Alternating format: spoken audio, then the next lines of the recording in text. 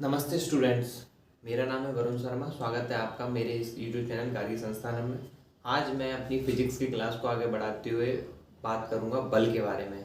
बल क्या होता है और न्यूटन की गति से संबंधित नियम। न्यूटन ने गति के संबंध में क्या नियम दिए और क्या इनसे क्वेश्चन बनते हैं, इनके बारे में अपन बात करेंगे। इससे पहली पुरानी वीडियो में बता चुका हूँ गति, वेग, विस्थापन, त्वरण, इन सब के बारे में। आप वो वाली वीडियोस देख सकते हैं, मेरे चैनल पे उपलब्ध है। आइए आप आज अपन बात करते हैं बल के बारे में। बल फिजिक्स की एक इंपॉर्टेंट टॉपिक है, बल या फोर्स।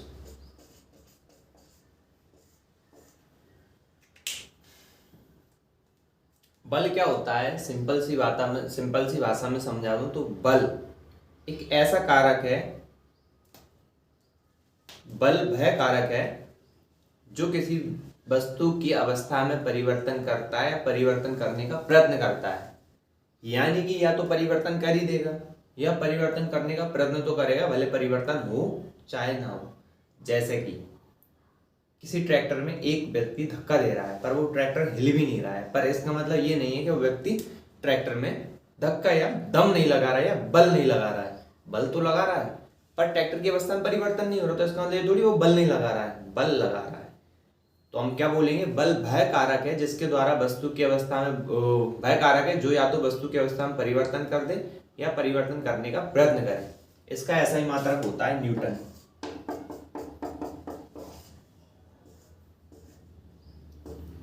और जो इसका बेमीय सूत्र जिसको MLT करके लिखते हैं, वो वीडियो में आगे बताऊंगा, वो निकलेगा गति के दूसरे नियम से।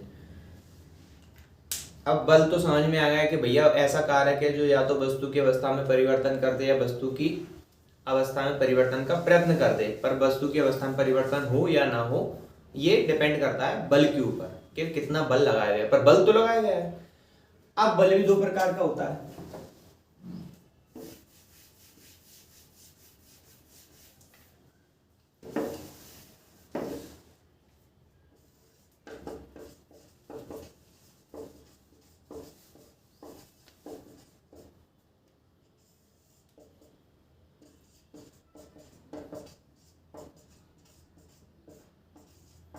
संतुलित बल और असंतुलित बल। संतुलित बल क्या होता है, जैसे कि मान लो किसी बॉक्स को एक जना यहां से धक्का दे रहा है और एक जना यहां से इस साइड को धक्का दे रहा है। अब ये बॉक्स, ये एक बार बताओ, क्या ये बॉक्स हिलेगा? नहीं हिलेगा, क्योंकि समान बल एक लड़का इधर से लगा रहा है, एक लड़का इधर से लगा रहा है, तो ये बॉक्स नहीं हिला। इसका मतलब क्या हुआ, दोनों ने बराबर बल लगाए विपरीत दिशा में। यानी कि दोनों ने, अगर कोई व्यक्ति किसी वस्तु पर बराबर बल विपरीत दिशा में कार्य करते तो उस बल को बोला जाता है संतुलित बल। ऐसी अवस्था में वस्तु नहीं हिलेगी, वस्तु की अवस्था में परिवर्तन नहीं होगा, इसको बोलते हैं संतुलित बल। असंतुलित बल क्या होता है, दो लोग यहां से बल लगा रहे हैं, एक यहां से इस साइड बल लगा रहा है, तो ये बॉक्स है ना, वो इस साइड की ओर चला जाएगा।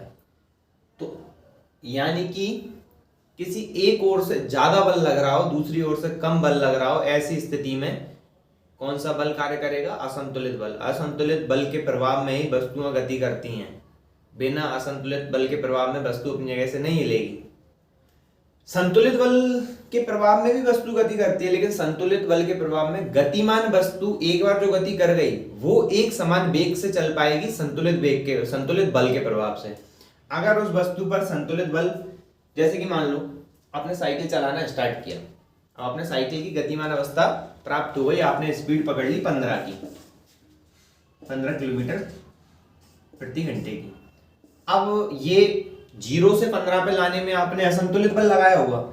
अब लगातार साइकिल को 15 की स्पीड पे चलाने के लिए या एक समान वेग से वस्तु को गतिमान करने के लिए संतुलित बल ही कार्य करेगा। बिना संतुलित बल के अभाव में कोई भी वस्तु एक समान वेग से गतिमान नहीं हो सकती। अगर एग्जाम में क्वेश्चन आया कि इनमें से किस बल के प्रभाव से कोई वस्तु एक समान वेग से गतिमान हो सकती है, तो आंख बंद करके संतुलित बल लगा देना, क्योंकि और असंतुलित बल जो है उसके प्रभाव में वस्तु को एक्सेलरेट किया जाता है। यानी कि या तो उसकी स्पीड में लगातार वृद्धि की जाएगी, या उसकी दिशा बदली जाएगी, या उसकी स्पीड में लगातार कमी की जाएगी। वो असंतुलित बल के प्रभाव में ही होता है। हमेशा याद रखना कि असंतुलित बल के प्रभाव में हम वस्तु को एक्सेलरेट करेंगे, त्वरित करेंगे, और संतुलित बल के प्रभाव में वस्तु एक समान वेग से गतिमान रहेगी। तो ये था संतुलित और असंतुलित बल का कॉन्सेप्ट। आगे बढ़ते हैं,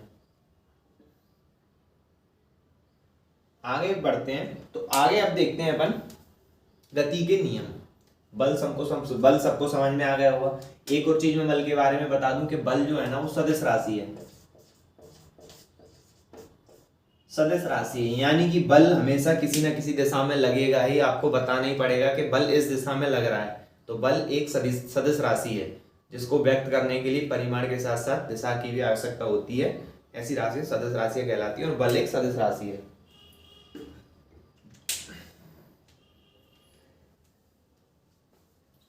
गति के नियम, तो क्या होते हैं गति के नियम? सबने सुना होगा न्यूटन की गति के तीन नियम होते हैं। न्यूटन की गति ने 3 नियम दिए हैं भैया, तीन कर करके हालत खराब कर दी। 3 नियम होते हैं। सबसे पहले जो गति के नियम किसी ने दिए हैं या प्रयास किया है तो होता गैलीलियो।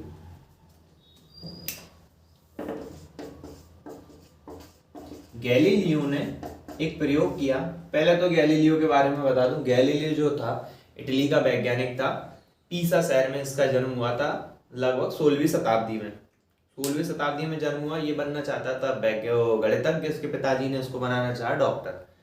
इसने डॉक्टरी की पढ़ाई में एडमिशन भी लिया पर पढ़ाई छोड़ दी क्योंकि डॉक्टरी में इंटरेस्ट नहीं था। डॉक्टरी छोड़ के ये आ गया गणितज्ञ बनने आया। तो इसने वहां वो ही गणितज्ञ बनेगा तो आड़े टेढ़े काम करेगा ही करेगा, यानी कि ऐसा क्यों होता है, ऐसा क्यों हो रहा है, वही वाली खुजली। तो इसने भाई साहब इसने बताया ऐसे 2 कांच के सरफेस लिए इसने, जो कि जिसपे फ्रिक्शन इसने बिल्कुल लगभग 0 कर दिया और कांच की एक बॉल ली। अब इसने बोला कि इस बॉल को यहां से जितनी ऊंचाई से अपन ढकेलेंगे या गिराएंगे ये इस सरफेस पर उतनी ऊंचाई पर पहुंच जाएगी। अब इसमें क्या बताया कि अगर अपन जैसे जैसे ऊंचाई को कम करेंगे, इसका एंगल कम करेंगे तो ये बॉल इसी ऊंचाई को प्राप्त करेगी। बॉल तो इसी ऊंचाई पे आके ही रहेगी, बिना इसी ऊंचाई पे आए बॉल रुकेगी ही नहीं। अगर इसका एंगल अपन ने 0 कर दिया यानी कि सीधी सरल रेखा खींच दी और बॉल को यहां से छोड़ा तो ये बॉल रुकेगी ही नहीं, लगातार बढ़ती चली जाएगी। ये इसने बताया। ये इसने गति के संबंध में अपना प्रयोग दिया। अब ये प्रयोग क्या कह रहा है कि अगर अपन इस बॉल को न रोकें और इस ऊंचाई से छोड़ें तो ये बॉल इसी ऊंचाई पे आके रुकेगी, जबकि ये लाइन तो सीधी है यानी इस पे तो ऊंचाई है ही नहीं। तो इसका मतलब क्या है, ये बॉल रुकेगी ही नहीं। यानी कि अगर बॉल पे अपन कोई बल ना लगाएं तो वो बॉल लगातार गति करती जाएगी, रुकेगी नहीं। ऐसा इसने बताया और इसने अपने प्रयोग को यही बोला कि आप लोग भी कर लेना इस प्रयोग को। पर प्रयोग करने के लिए शर्तें क्या है कि कांच की सरफेस होना चाहिए जिनका फ्रिक्शन 0 होना चाहिए। फ्रिक्शन 0 में आप ये प्रयोग करके देख लीजिए, सक्सेसफुल हो जाएगा। अब इसका भैया देख लिया। गैलीलियो के बारे में एक और चीज बता दूं कि जो सूर्य केंद्रीय अवधारणा थी, हीलियोसेंट्रिक अवधारणा, वो गैलीलियो ने ही दी थी सबसे पहले। उसी ने बताया था कि सौरमंडल में सूर्य केंद्र पर और सारे ग्रह उसकी परिक्रमा करते हैं। पृथ्वी पे इससे पहले पृथ्वी सेंट्रिक या अर्थ सेंट्रिक जो अवधारणा चलती थी, जो कि चर्च ने दी थी। उन्होंने बोला था कि पृथ्वी केंद्र पे और सब सूर्य, चंद्रमा, बुध, शुक्र, गुरु सब इसकी परिक्रमा कर रहे हैं, ये केंद्र में है। जबकि इसने दूरदर्शी का आविष्कार किया और बताया कि नहीं, सूर्य केंद्र में है, बाकी सब लोग इसकी परिक्रमा, सूर्य की परिक्रमा कर रहे हैं। अब इसने बोल दिया कि भैया बॉल नहीं रोकेगी, बॉल चलती चली जाएगी। तो न्यूटन, इसके बाद आया न्यूटन ने बताया कि गैलीलियो भाई साहब आपने चीज तो सही बोली पर आप ढंग से समझ नहीं पाए, मैं समझाता हूं ढंग से। तो न्यूटन ने क्या बताया, न्यूटन ने गति का प्रथम नियम बताया कि कोई वस्तु अगर विराम अवस्था में है तो वह विराम अवस्था में रहेगी, और यदि वह गतिमान अवस्था में तो गतिमान अवस्था में रहेगी, जब तक कि उस पर कोई भाबल ना आरोपित किया जाए। यानी कि विराम अवस्था की वस्तु को अपन चला नहीं पाएंगे बिना बल के, और गतिमान अवस्था की वस्तु को अपन बिना बल के नहीं रोक पाएंगे। अब आप लोग बोलोगे कि भैया हम तो कार में एक बार रेस या बाइक में एक बार रेस देने के बाद हमको रेस देना पड़ती है, बाइक अपने आप नहीं चलती हो तो रुक जाती है। तो उसका कारण है घर्षण बल। रोड द्वारा बाइक के पहियों पे घर्षण बल का यूज किया जा रहा है, जो कि आपकी बाइक की गति की विपरीत दिशा में कार्य कर रहा है। तो उस घर्षण बल के कारण आपकी गाड़ी रुकती है। अब उस घर्षण बल को संतुलित करने के लिए आप रेस देते हो, यानी कि बल लगाते हो, जिससे बाइक आगे बढ़ती है। अब वही सेम कॉन्सेप्ट है, अगर 20 की स्पीड में चलाना है तो आप संतुलित बल का प्रयोग करोगे, यानी कि जितना घर्षण बल रोड पे आपकी बाइक के पहियों पे लगा रहा है उतना ही बल आप रेस द्वारा, एक्सीलरेटर द्वारा अपनी बाइक पे लगाओगे, जिससे कि वो एक समान स्पीड से चल सके। अगर आपने देखा है बगल से कोई छपरी लड़का निकल गया 200 की स्पीड से बाइक ले जाते हुए सांप बनाते लहराते हो, तो आप भी गाड़ी को स्पीड दोगे? आप भी छपरी हो?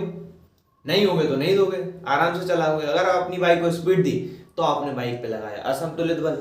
असंतुलित बल के प्रभाव में गाड़ी एक्सेलरेट करती है, यानी त्वरित होती है। तो न्यूटन ने बता दिया गति का प्रथम नियम कि कोई वस्तु गतिमान है तो गतिमान रहेगी, अगर विराम अवस्था में तो विराम अवस्था में रहेगी, जब तक कि उस पर भाव बल न लगाया जाए। अब इसमें देखा जाए तो वस्तु में अपनी प्रारंभिक अवस्था बनाए रखने का गुण पाया जाता है, यानी कि वो अपनी प्रारंभिक अवस्था बनाए रखती है और उसमें परिवर्तन का विरोध करती है। तो इसी चीज को बोला गया जड़त्व, इनर्शिया। यानी कि अपन बल नहीं लगा रहे तो वस्तु अपनी या बल लगाने के बाद भी कुछ समय के लिए वस्तु अपनी प्रारंभिक अवस्था बनाए रखती है। जैसे कि अगर वो गतिमान है तो कुछ समय के लिए, कुछ माइक्रो सेकंड के लिए वो गतिमान रहेगी, और अगर विराम अवस्था में है तो कुछ सेकंड के लिए विराम अवस्था में ही रहेगी। इस चीज को बोला जड़त्व या इनर्शिया। यानी कि सिंपल सी बात, अपनी पुरानी स्थिति बनाए रखना या नई अपनी अवस्था में परिवर्तन का विरोध करना जड़त्व कहलाता है। जड़त्व के कारण ही हम देख पाते हैं कि चादर झटकारते हैं तो उसके, या चादर को ऐसे हिलाते हैं तो उसके धूल के कण ऊपर रह जाते हैं और चादर साफ हो जाती है। उसका रीजन क्या है? जड़त्व। क्योंकि उस पे जो धूल के कण है, ये जो चादर है इस पे जो धूल के कण है विराम अवस्था में है, और अपन ने एकदम चादर को गति दे दी, चादर आ गई नीचे, धूल के कण रह गए ऊपर। यहाँ चादर अपनी साफ अपन ने फिर बिछा ली, फिर गंदी करेंगे। इसका मतलब क्या है कि जड़त्व का गुण अपनी प्रारंभिक अवस्था को बनाए रखने में सहायता करता है। जड़त्व का सीधा संबंध होता है द्रव्यमान से। यानी कि आप नॉर्मल भाषा में देख लो तो वजन, वैसे तो द्रव्यमान अलग चीज है और वजन अलग चीज है, पर आप समझने के लिए देख लो कि वजन, द्रव्यमान, जिस वस्तु का वजन जितना ज्यादा होगा आपको उसकी अवस्था में परिवर्तन करने के लिए उतना ही अधिक बल लगाना पड़ेगा। उससे कम बल में उसकी अवस्था में परिवर्तन नहीं होगा। ये होता है जड़त्व। जैसे कि मैं अब आप एक चीज समझाऊं, ठीक है, जड़त्व तो यही है। जड़त्व के उदाहरण देख लो। आप बस में बैठे हो, बस खड़ी हुई है, आप बस में खड़े हुए हो, बस भी खड़ी हुई है, बस ने आगे चलना स्टार्ट किया तो आप है ना वो पीछे की ओर झुक जाते हो। पीछे की ओर आप नहीं झुक रहे हो, आपकी स्थिति तो पीछे ही थी, बस आगे बढ़ गई। आप तो अपनी प्रारंभिक स्थिति को बनाए रखना चाह रहे थे, क्योंकि जड़त्व का गुण है आपके अंदर जड़त्व का गुण है, तो आप अपनी प्रारंभिक स्थिति को बनाए रखना चाह रहे थे, इसलिए आप वहीं के वहीं रह गए, बस आगे बढ़ गई, इसलिए आपको लगता है कि आप पीछे झुके हुए प्रतीत होता है। सेम चीज, आप सीट पे बैठे हुए हो, बस चल रही है, बस ने ब्रेक लगाया, आप आगे चले गए।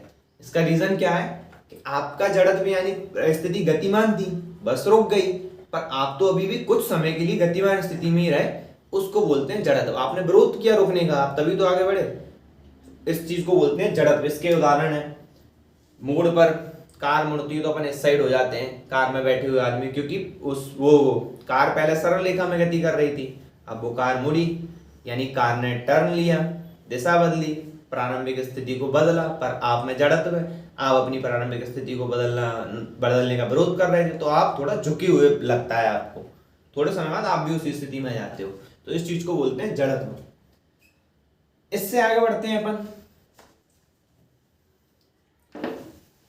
अब आता है गति का दूसरा नियम। गति के दूसरे नियम समझने से पहले एक चीज अपन समझ लें। आप सब लोग मुझे बताना कि बंदूक से चलती है गोली, और वो गोली अगर आप में पड़ जाए तो आप चले जाओगे परलोक।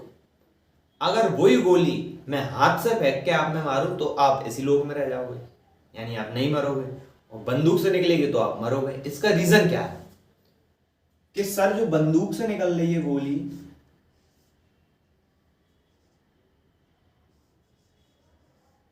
सर इसमें है स्पीड,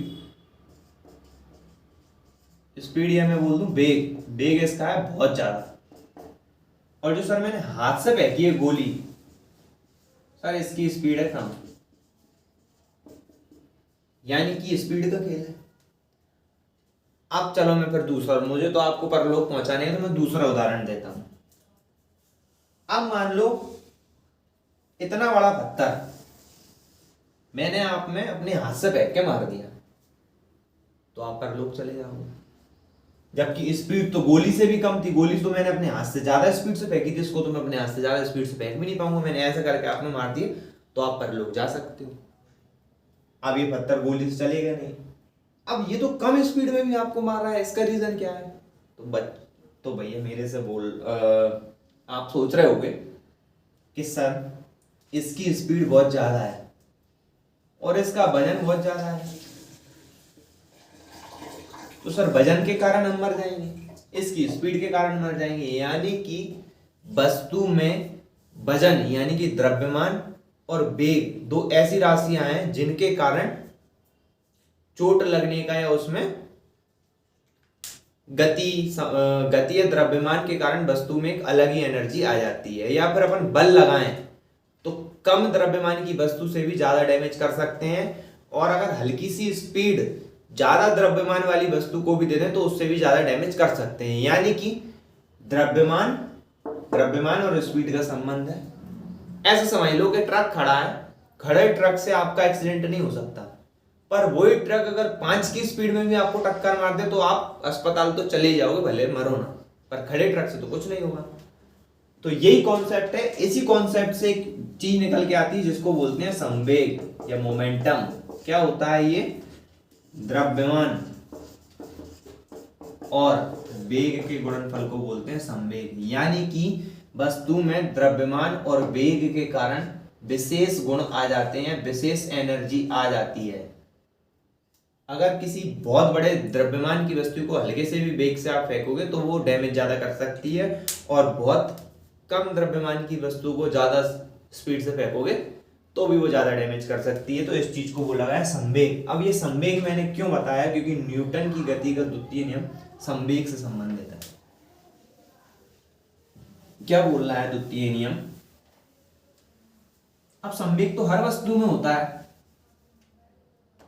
मान लो आप हो, आप में वजन तो है ही, यानी द्रव्यमान तो है ही, गति कुछ भी हो गई, आज चल रहे हो तो वेग कुछ और होगा, बैठे हो तो शून्य होगा, पर संवेग तो है।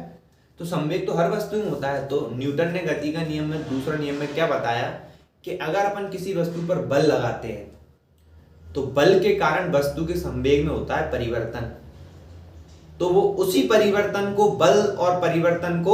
बल और संवेग में परिवर्तन को गति के दूसरे नियम से दर्शा रहा है, जिससे फॉर्मूला निकल के आता है F बराबर मा। न्यूटन बोलता है अगर किसी वस्तु पर बल आरोपित किया जाता है तो उसके संवेग में परिवर्तन होता है, और उसके संवेग में परिवर्तन बल की दिशा में होता है। यानी कि ये वस्तु है फुटबॉल, इसमें लात मारी तो लात इस दिशा में मारी तो बॉल भी इसी दिशा में जाएगी, इस दिशा में तो चली नहीं जाएगी। यानी कि इसका वजन था ही, अब लात मारने से इसमें वेग आ गया तो इसके संवेग में परिवर्तन इस दिशा में होगा। न्यूटन यही बोल रहा है किसी वस्तु पर बल लगाते हैं तो बल के कारण उसके संवेग में परिवर्तन होता है, और संवेग में परिवर्तन उस पर लगाए गए बल की दिशा में होता है और समानुपाती होता है। समानुपाती का मतलब क्या है? जितना बल लगाओगे, जितनी जोर से लात मारोगे, फुटबॉल उतना ही दूर जाएगी। मान लो आपका जो साथी खिलाड़ी है वो कम दूरी पे है तो आप कम बल लगाओगे तो बॉल के संवेग में कम परिवर्तन हो, वो कम दूरी तक जाएगी। ज्यादा दूर लगाओगे ज्यादा दूर तक चली जाएगी। तो ये न्यूटन ने बताया। एक और चीज, हमेशा मान लो जैसे कि एग्जाम में परिभाषा लिखने को आई तो परिभाषा लिखने में ऐसा लिखना कि किसी वस्तु पर लगाए गए असंतुलित बल और बल के द्वारा वस्तु के संवेग में परिवर्तन समानुपाती होते हैं। ये न्यूटन की गति का दूसरा नियम बोलता है। यहाँ शब्द यूज करना असंतुलित बल। हमेशा असंतुलित बल ही वस्तु को गतिमान करता है शून्य गति से या शून्य वेग से। तो इससे फॉर्मूला निकल के आ गया F बराबर मा।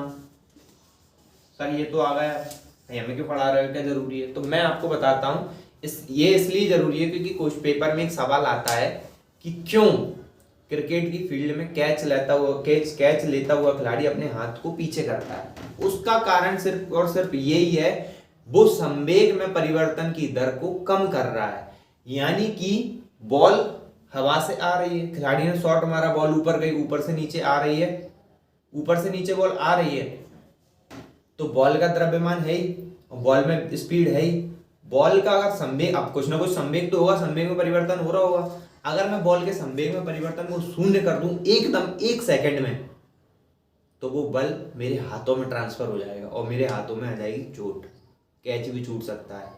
अब खिलाड़ी ने इतनी अच्छी फिजिक्स पढ़ रखी है कि उसको पता है संवेग को धीरे धीरे परिवर्तित करना है, यानी कि यहाँ से 2-3 सेकंड में परिवर्तन कर दूंगा तो मेरे हाथों में भी नहीं लगेगी और आसानी से कैच हो जाएगा।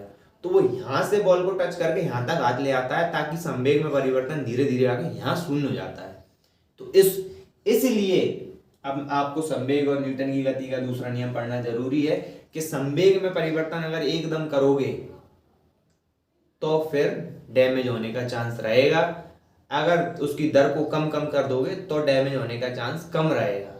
जैसे कि आप एक ट्रैक्टर को धक्का लगाते हो, आपने ट्रैक्टर को धक्का लगाया, 4 लोगों ने ट्रैक्टर को बस ऐसे धक्का देके ऐसे छोड़ दिया, तो ट्रैक्टर 2-3 फीट आगे जाके रुक जाएगा, पर ट्रैक्टर स्टार्ट नहीं होगा, ट्रैक्टर की बैटरी खराब है इसलिए आप धक्का दे रहे हो। अब आप 5-4 लोग धक्का दे रहे हो, 10-20 फीट तक धक्का देते देते चले गए, तो ट्रैक्टर चालू हो जाता है, गाँव में अपन ने देखा हुआ। उसका रीजन क्या है कि हमने ट्रैक्टर को धक्का दिया 20 सेकंड तक, यानी कि हमने उसके संवेग में लगातार 20 सेकंड तक परिवर्तन किया, और जितने संवेग में परिवर्तन, यानी उसको मान लो x संवेग में परिवर्तन चाहिए चालू होने के लिए, तो वो 20 सेकंड तक बल लगाने पे मिल रहा है। आप 1 सेकंड में उतना बल लगा दो जितना, जैसे कि मान लो x संवेग में परिवर्तन उसको x कर देंगे ना, तो ट्रैक्टर चालू हो जाएगा। आप 1 सेकंड में इतना बल लगा दो कि x संवेग में परिवर्तन हो जाए तो भी ट्रैक्टर चालू हो जाएगा, पर 4 लोगों की बस की बात नहीं है वो। तो सिंपल सी बात है, आप एक काम करो, ट्रैक्टर को पटली पर ले जाके खड़ा कर दो, ट्रेन से 1 सेकंड के लिए, उससे 100 की स्पीड से आती हुई ट्रेन से 1 सेकंड के लिए टक्कर करवा दो, तो ट्रैक्टर चालू नहीं, उड़ जाएगा, हवाई जहाज बन जाएगा, यानी कि ट्रैक्टर एक्स टूट फूट जाएगा। अगर एकदम ज्यादा संवेग में परिवर्तन करोगे तो बहुत ज्यादा बल की जरूरत पड़ेगी और बहुत ज्यादा बल डैमेज कर सकता है। यानी कि संवेग में परिवर्तन करने के धीरे धीरे करेंगे, लंबे समय तक करेंगे, तो भी अपन को संवेग में अच्छा खासा वो मिल जाएगा, बल यूज हो जाएगा। कम बल भी अगर बहुत ज्यादा समय तक यूज किया जाए तो भी संवेग में ज्यादा परिवर्तन किया जा सकता है। तो ये था संवेग में परिवर्तन, और उससे रिलेटेड जो क्रिकेट का कैच वाला एग्जांपल है, एग्जाम में बहुत पूछा जाता है वो। और इससे फॉर्मूला निकल के क्या आता है, बल का फॉर्मूला निकल के आता है F बराबर मां। गति के द्वितीय नियम से फॉर्मूला निकल के आ रहा है हमारे पास F बराबर मां, कुछ नहीं है, सिंपल सा है, F बराबर मां। और ये जो बहुत सारे न्यूमेरिकल कराएगा। अब अपन इससे देखते हैं बल का एसआई मात्रक जो न्यूटन होता है वो कैसे निकलेगा। तो द्रव्यमान का क्या होता है, किलोग्राम, एक्सेलरेशन का पिछली क्लास में बताया था मैंने, मीटर अपॉन सेकेंड स्क्वायर। तो ये हो गया इसका बल का मात्रक। अब आते हैं अपन गति के तृतीय नियम पे। तो न्यूटन ने गति के तृतीय नियम में बताया कि हर बल के बराबर और विपरीत एक प्रतिक्रिया होती है। अगर आपको ये फील करना है तो सड़क किनारे के चलते किसी भी आदमी में थप्पड़ मार देना, वो आप में उतनी दम से थप्पड़ मारेगा जितनी दम से आपने उसमें मारी है। तो यानी कि हर बल के बराबर और विपरीत एक प्रतिक्रिया होती है, ये बोल रहा है न्यूटन गति के तृतीय नियम में। जैसे कि आप आगे चलते हो तो चलते टाइम आगे बढ़ने के लिए आप पृथ्वी पर उतने ही बल लगाते हो, और उतने बल से जितना बल आपने पृथ्वी में लगाया, पृथ्वी आप पर उतना ही बल लगाती है, जिसके कारण आप आगे चल पाते हो। दूसरी चीज है, नदी के किनारे पे नाव से उतरता हुआ आदमी जब किनारे से नाव से किनारे पर उतरता है तो नाव हल्की सी पीछे हट जाती है। या बंदूक से गोली चलती है तो बंदूक से गोली चलती है तो बंदूक थोड़े पीछे आ जाती है, झटका लगता है। तो ये न्यूटन की गति के तृतीय नियम की उदाहरण है। इससे आगे कल की क्लास में मैं बताऊंगा न्यूटन की गति के द्वितीय नियम से संबंधित न्यूमेरिकल और इनसे रिलेटेड एग्जाम में आए हुए क्वेश्चन। आज की क्लास में इतना ही, धन्यवाद।